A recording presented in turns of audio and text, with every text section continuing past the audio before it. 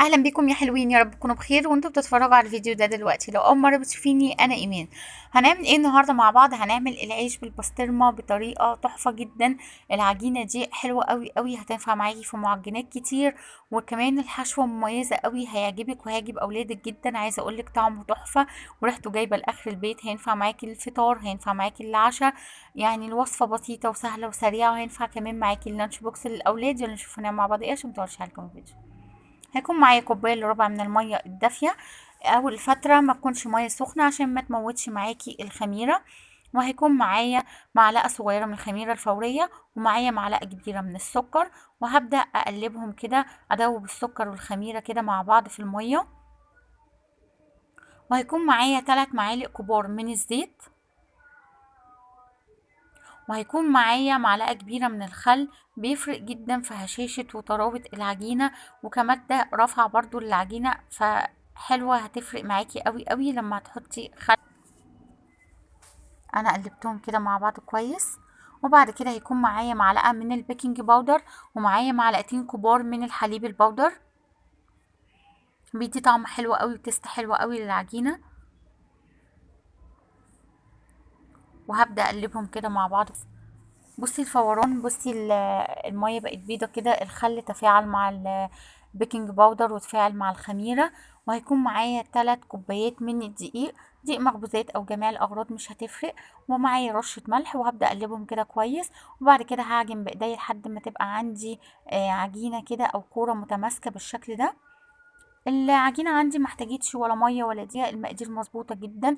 هغطيها وهسيبها تخمر. هنا بعد ما خمرت كده بالشكل ده، هبدأ اقطعها لكور صغيره حسب حجم الرغيف. انت عايزاه قد ايه؟ عايزاه كبير، عايزاه وسط، عايزاه صغير، زي ما تحبي. انا قطعتها وسط بالشكل ده.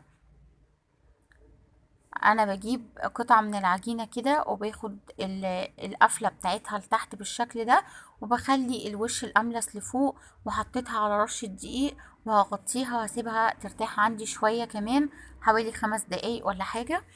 وبعد هنا كده، بعد كده بعد ما ارتاحت، انا فردت اول كوره بالشكل اللي انت شايفاه ده، وهفرد كوره كمان قدامكم.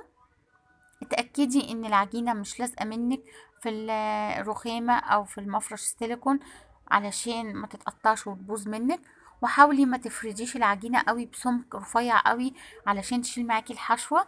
هنا الحشوة عندي بسطرمة مخلية، وعندي موتزاريلا، وعندي جبنة تركي، وعندي جبنة كريمية بدون طعم، وعندي طماطم شايلة القلب بتاعها، وعندي فلفل أخضر، وعندي زيتون أسود. جبت اول رغيف انا فردته بالشكل اللي انت شايفاه ده. هبدأ اخد معلقة من الجبنة الكريمية، بتدي طعم حلو جدا جدا للعجينة وللحشوة.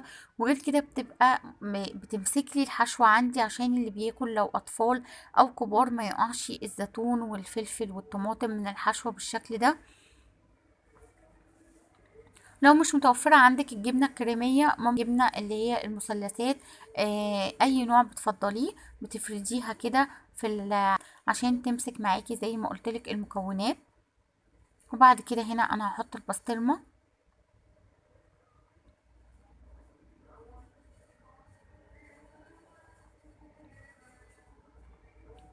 وهحط الطماطم. لازم تبقي شايلة قلب الطماطم علشان ما ينزلش المية بتاعتها كده في العجينة، وتبوظ معاكي وتبوش معاكي العجينة، وهيبوظ وهيتقطع خالص. وهنا انا بحط الفلفل والزيتون، وهحط الجبنة التركي بالشكل ده،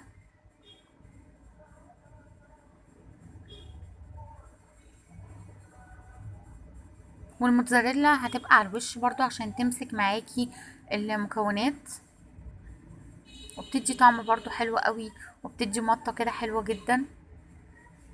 انا هنا قفلت العجينة بالشكل ده، وهبدأ اجيب شوكة صغيرة واقفل حروف او اطراف العجينة معايا، عشان اتأكد انها مقفولة كويس قوي والحشوة ما تخرجش منها.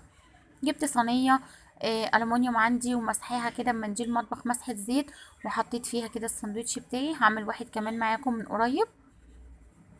انا هحط الجبنة الكريمية معايا بالشكل ده كده.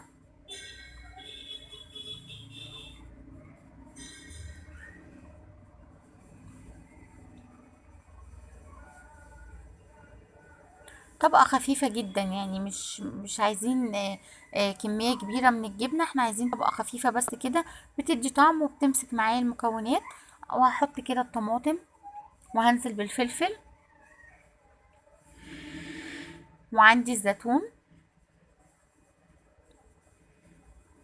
وهنزل بالبسطرمة بالشكل ده كده،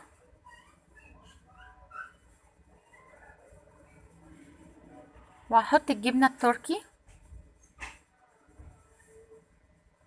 وهنزل بالموتزاريلا. لو متوفر عندك شيدر ممكن تحطي برضو شيدر مبشور، بتدي برضو طعم حلو قوي. مش متوفر مش مشكلة خالص. وهبدأ اقفله من الحروف بتاعته برضو بالشوكة، ونفضي بقى اي دقيق زيادة عليه كده بالشكل ده. وهاتي بخاخة كده فيها مية، ورشي العجينة قبل ما تدخل الفرن. انا مشغلة الفرن على اعلى درجة حرارة، المعجنات بتاعتنا بتدخل على اعلى درجة حرارة عشان تستوي معانا بسرعة وتطلع طرية كده بالشكل اللي انت شايفاه القمر ده. عايزة اقولك ريحتها جايبة لاخر البيت، تحفة جدا جدا جدا، وطعمها يجنن. بصي المطة اللي في الجبنة، سهل وبسيط وسريع، ومقاديره بسيطة جدا، ويعني هيخلص معاكي على طول. يا رب الفيديو يكون عجبك.